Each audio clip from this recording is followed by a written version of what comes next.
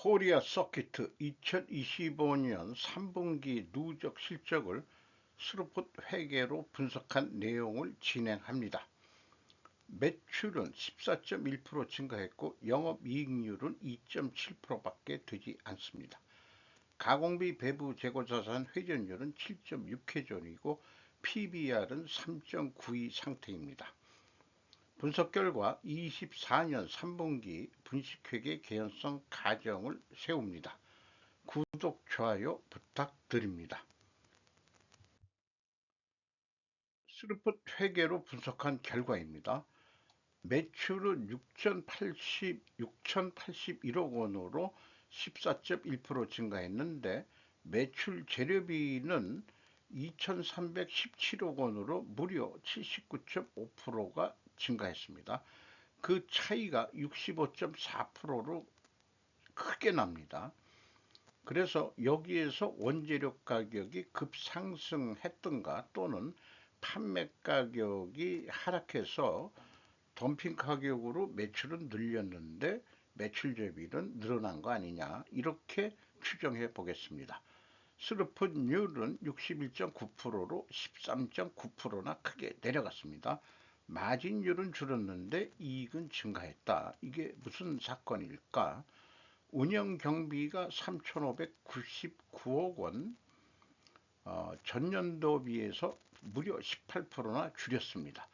그 결과 TO의 생산성은 1.05로서 전년도 0.92에서 0.13포인트가 상승했습니다.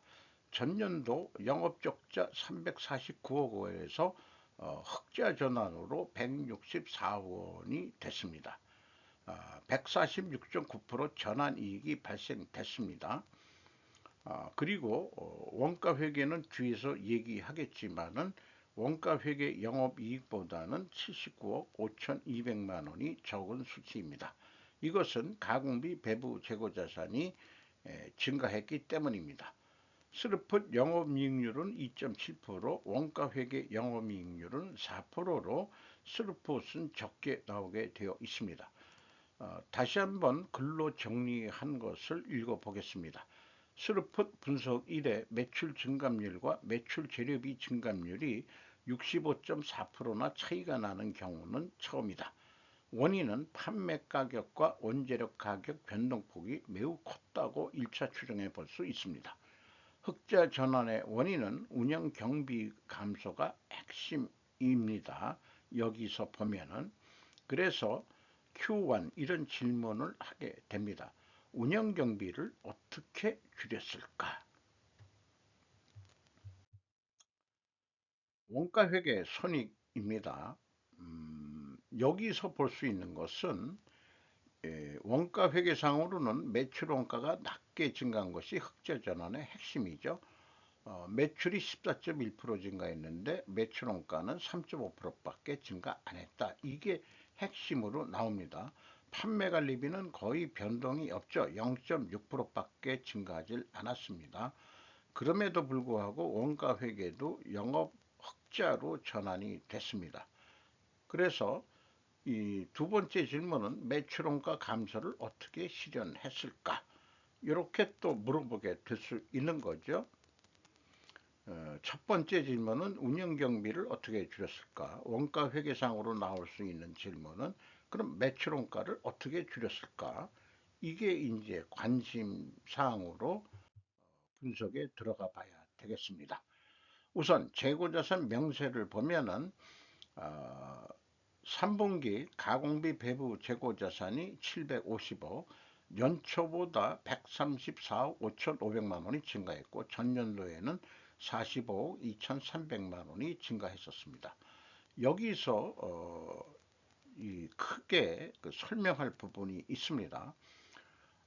당사는 단기 중 이게 전년도입니다. 이 전년도 재고 평가 방법을 선입선출법에서 월 총평균법으로 변경했다.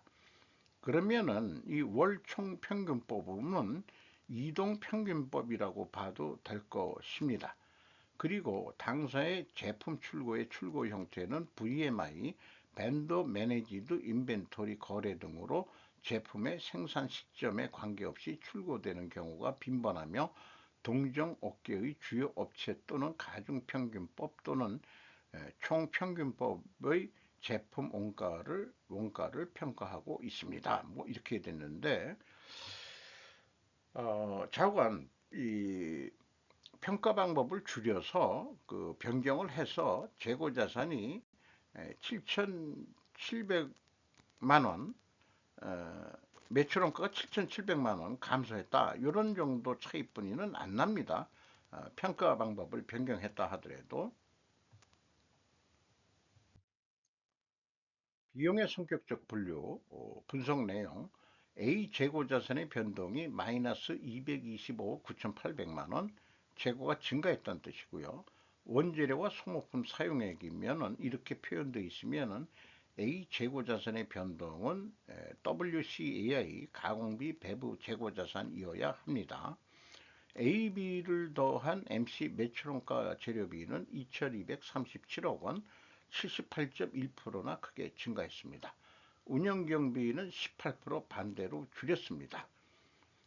그 운영경비 3,500 거의 3,600억 원이네요. 3,600억 원에서 판매관리비 171억 8,500만 원을 뺀 3,428억 원이 공장 가공비가 되겠습니다.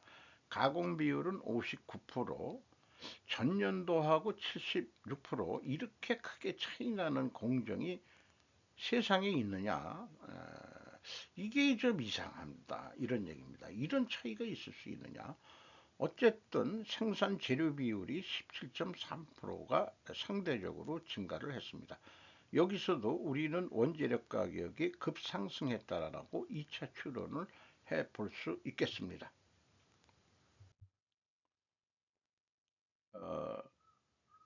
Q2의 A2 두 번째 질문에 대한 답변으로 감가상각비에 알 수 없는 기타 비용이 줄었다. 즉 베일에 쌓여 있다. 운영 경비가 줄었는데 이 MC 그 매출원가 재료비는 981억 원이 증가한 거죠.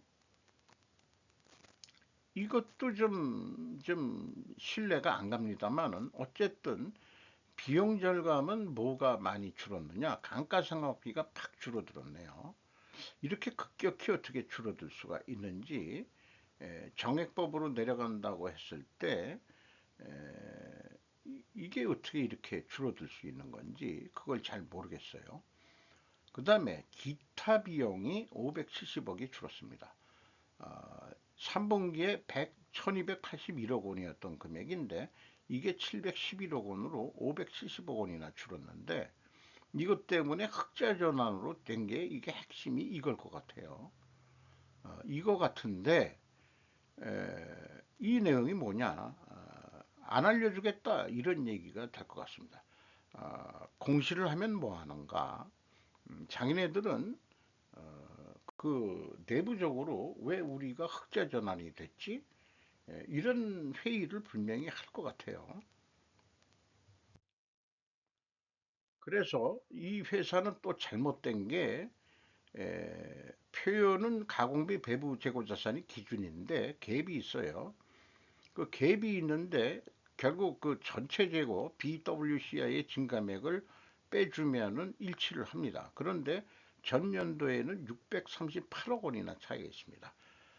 재고 자산에도 문제가 있다. 그러면은 이 638억 원을 추적할 수 있느냐? 추적할 수가 없었습니다. 비성분 재고 자산의 변동이 전체 재고 자산이다. 그렇다면 비성분의 원재료 사용액은 매입액이 되어야 하는데 사용액으로 나와 있다. 그 관점에서 보자면 2024년 3분기는 매출원가를 줄여 매출이익이 증가하도록 조정했다고 볼 수밖에 없다. 그러나 예전역의 매출 손실이었다. 그러니까 매출 손실을 또 줄여보려고 했었던 것 같다. 즉 매출 손실폭을 줄이려고 조작했다고 볼 수밖에 없다. 규모는 639억 원이다. 재고자산 평가 방법의 변경한 금액은 7,700만 원, 훨씬 초과하는 금액이다. 그러니까 재고 평가 방법에 따라서 이렇게 차이가 날 리는 없다. 이런 얘기를 제가 좀 얘기하는 거죠. 2단계 PQ 총 제조 비용도 갭이 똑같이 나와 있는데 이것이 뭔지는 모르겠다. 이런 얘기가 되겠고요.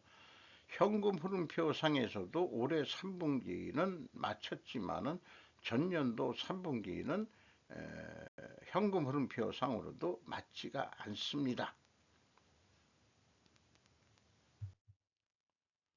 어쨌든 원가 회계하고의 이익 차이는 검증이 됩니다. 재고 증가, 가공비 배부 재고 자산 증가액에서 가공 비율을 곱하면은 차이액이 검증이 되겠습니다. 주요 경비로서 기타 비용은 알 수가 없지만 일단 인건비는 612억 원으로 3%가 증가했고 직원 수는 80명이 증가했습니다. 직원 수 80명이 증가했는데 평균 임금은 6,410만 원 오히려 내려갈 것 같습니다. 그 다음에 외주 가공 및 소모품비가 4.1% 증가했고 지급 수수료가 12%가 증가했는데 기타 비용이 뭔지 우리는 알 수가 없죠.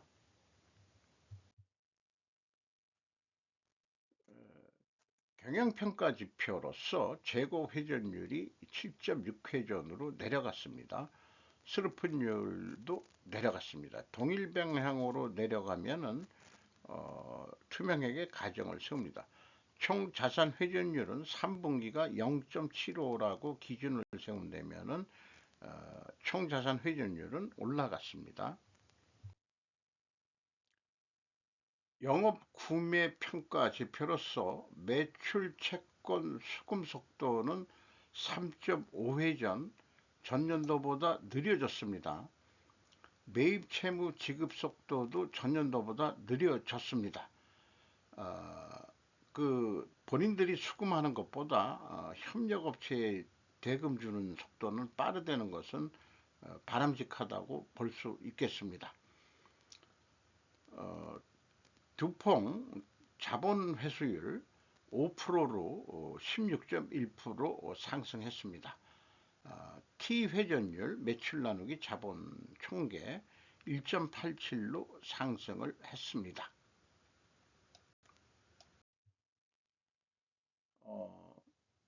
이것은 그 재고자산 매출원가 분식회계 가정 이론에 대한 제 설명입니다. 그래서 두 가지가 다 하락했기 때문에 회계 투명성 가정을 세우는데 이 경우는 원재료 가격이 상승하고 판매 가격은 인하가 되게 됩니다. 그리고 가공비 배부 재고자산 회전율이 수량으로도 산출해서 하락했어야 합니다. 그리고 원재료 가격을 상당히 자세하게 나와 있는데 인상이 됐느냐? 그러면은 인상이 됐습니다. 요거 뒤쪽은 안 보이지만 가중 평균이 42.9% 범위 내에서 6.3% 상승한 거 맞습니다. 가중 평균도 똑같이 나왔어요. 제품 가격 추이는 내려갔습니다. 요 추이 꽤 기억이 안 나지만은 가중 평균도 해봤습니다. 뒤에 또 나옵니다.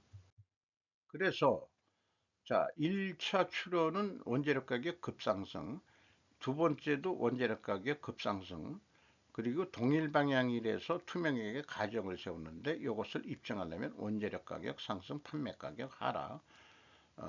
그래서 원재료 가격이 가중 평균으로 1.8% 49.2% 가중 평균으로 했을 때 1.8% 상승했고 판매 가격은 8.6%가 내려갔습니다.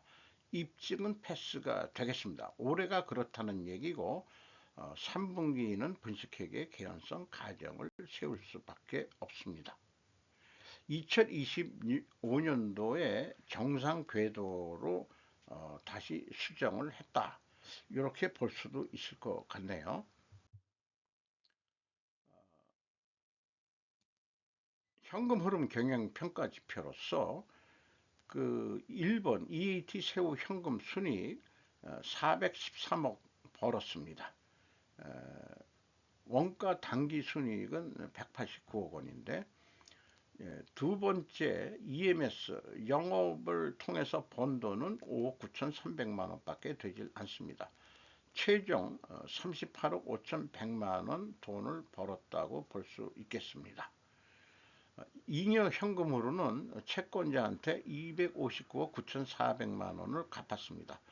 이자 부채 레버리지율이 47%까지 올랐다가 44%까지 내려갔습니다. 이익 배당은 지금 생각하지를 못하고 있고요. 3분기까지의 실적을 토대로 4분기를 예측을 해보겠습니다. 스루프 회계는 단순하게 예측할 수 있다는 장점이 있습니다. 이것은 넘어가겠습니다. 그래서 어저께 팔린 만큼 내일도 팔린다. 1 더하기 25%, 4분기 3분기 것까지 금액에서 1 더하기 25% 해가지고 스루펀율로 나누면은 7,600억을 할 것 같습니다. 매출 재료비도 동일한 개념으로 매출 재료비로 율로 나누면은 동일한 금액으로 예측을 할 수 있겠습니다. 이거를 납품 단가로 비율을 한다면은 한 유니트당 76만 원에 팔기로 했다. 그러면은 2만 346억 원이 2만 346원이 남는다. 연말 재고 회전율은 10.1회전으로 예상이 되는데, 이걸 조금 더 노력을 해서 11회전까지 하자. 9.2%. 그러면은 판매 단가 인상 효과가 83만 원까지 올라가서 운영경비 맥시멈 5.5% 증가한다고 하도 영업이익은 39,275원 이익을 낼 수 있다. 그러면은 원가회계는 어떻게 예측을 해볼 수 있겠느냐? 원가회계도 생산재료비 가공비 1 더하기 25% 해가지고 그런데 방침이 재고가 크게 늘었기 때문에 21.9% 늘었는데 3분기까지 15%를 줄여라. 이렇게 된다면은 매출 원가가 74만 7,730원으로 올라갑니다. 그래서 이 손익계산해서 해보면은 그 매출 원가에다가 판매관리비를 더한 게 판매 단가 예상이 이걸 받아야 3만 원 돈 남는다, 이렇게 얘기가 되는 거거든요. 판매관리비도 목표액을 넣고 영업이익도 목표액을 이렇게 넣습니다. 그러면은 79만 9,628원, 적어도 한 80만 원 정도는 받아야 되는데 80만 원을 받기는 어려울 것 같고, 견적서를 브릭다운해서 내라 그러면은 78만 8천 원인데, 요거를 견적서를 낼 때는 대부분 이렇게 부풀릴 확률이 높다고 볼 수 있겠죠. 그런데 스루풋은 76만 원이면 된다는데 무슨 얘기냐? 그러면은 76만 원에 판매를 하면은 원가회계는 적자가 나게 되어 있습니다. 재고를 줄이면은 영업이익이 준다는 게 영업 원가회계의 맹점인 것의 대표적인 예가 나오게 되겠습니다.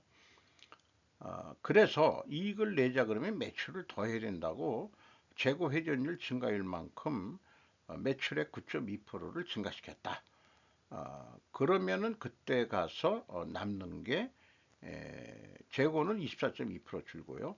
18,865원 정도뿐이 남지가 않는다. 이런 얘기가 되겠습니다. 어떤 것으로 의사결정을 해야 될 것이냐. 결론은 경영평가 지표를 원가회계에서 벗어나야 된다, 이런 얘기를 할 수밖에 없는 거죠. 주가는 46,650원으로 연초보다 무려 37,120원이 상승했습니다. PBR은 3.92 상태이고요. 309%나 상승했습니다. 5% 이상 주요 주주는 영풍이 40.21%, 장세준이 5.85%, 외국인이 5.45% 가지고 있는데 JP 모건이 눈에 띕니다.